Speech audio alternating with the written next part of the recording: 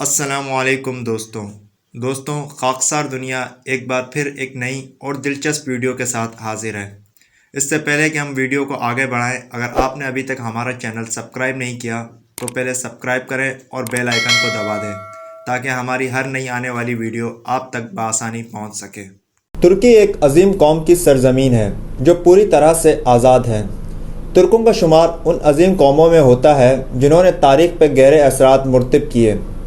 ترکوں نے اپنے دور میں دیوار چین سے لے کر اسکیا تک حکومت کی اور اب دوبارہ ترک سپر پاور بننے کی طرف گامزن ہو رہا ہے۔ آج کی اس ویڈیو میں آپ کو پتہ چلے گا کہ 2023 سے پہلے ترک صدر طیب اردگان کیا کارنامے انجام دینے والے ہیں جس کی بنا پر ترکی کو ایک طاقتور اور خود مختار ملک بنایا جا سکتا ہے۔ دوستو 2020 ایک ایسا سال تھا جب پوری دنیا کورونا جیسی وبا سے دوچار ہو رہی تھی، لیکن اس دوران قدرت ترکی پر مہربان ہو گئی اور ایک کرشمہ ہوا۔ ترکی میں اربوں ڈالر کی مالیت کا سونا زمین کے اندر سے برآمد ہونے لگا۔ یہ سونا ارطغرل غازی کے شہر سوگت سے نکلا جس کی مقدار تقریباً 100 ٹن ہے۔ اس کی قیمت 6 ارب ڈالر سے بھی زائد ہے جس نے ترکی کی معیشت کو 4 چاند لگا دیے۔ یہ تقریباً ایک ترقی یافتہ ملک کے پورے ایک سال کا بجٹ ہے۔ اسی سال 21 اگست کو ترکی کے صدر نے ایک اور حیران کن اعلان کیا کہ ہمارے ملک میں تاریخ کے سب سے بڑے گیس کے ذخائر دریافت ہوئے ہیں جو ہمیں دنیا میں سب سے بڑی طاقت بنانے میں مددگار ثابت ہوں گے۔ یہ ذخیرہ 32 ارب مربع میٹر پر پھیلا ہوا ہے اور اسے سمندر میں کھدائی کرنے والے جہاز نے دریافت کیا۔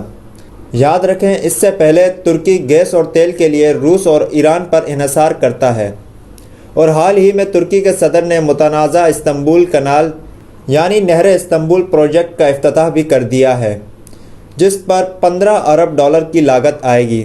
ترک صدر کا کہنا ہے کہ یہ پروجیکٹ صوبہ استنبول کی عوام کی زندگیوں کو محفوظ کرنے کے لیے بہت ہی ضروری ہے۔ اس کے علاوہ ان کا یہ بھی کہنا ہے کہ ہم تمام ملکوں کو ساتھ لے کر چلیں گے اور یہ تمام تعلقات برابری کی بنیاد پر ہوں گے۔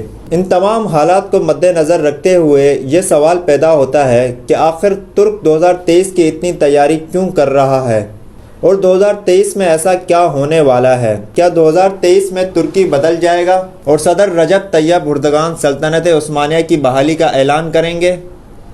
ترکی پر عالمی پابندیاں ختم ہو جائیں گی، ترکی اپنا تیل نکالے گا اور چند مہینوں میں دنیا میں تہلکہ مچ جائے گا؟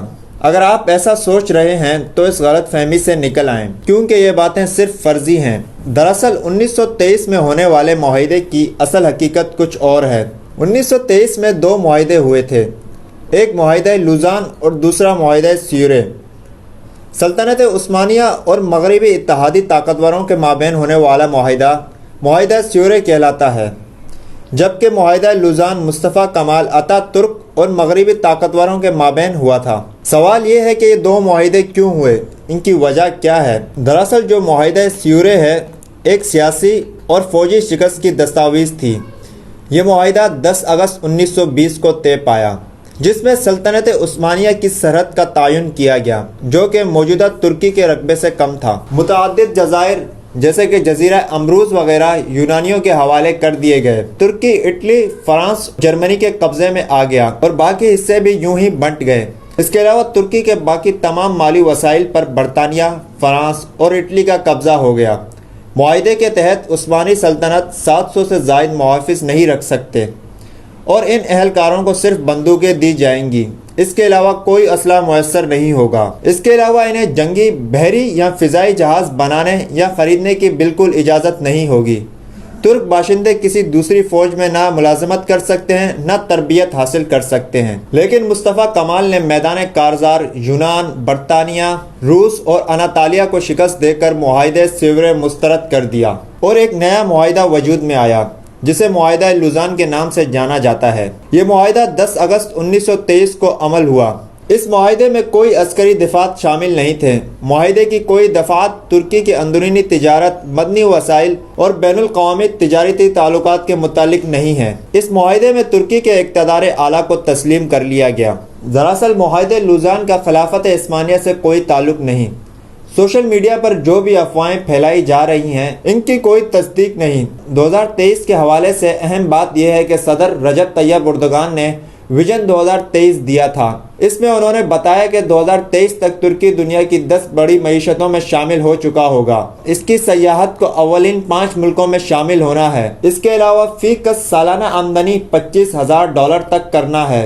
मजमूई कौमी पैदावार $2.6 ट्रिलियन तक ले जानी है। ये सब इसी विजन का हिस्सा है। ये उम्मीद ही की जा सकती है कि इन हकाइक को सामने रखने से अफवाहों के जोर में किसी हद तक कमी आएगी।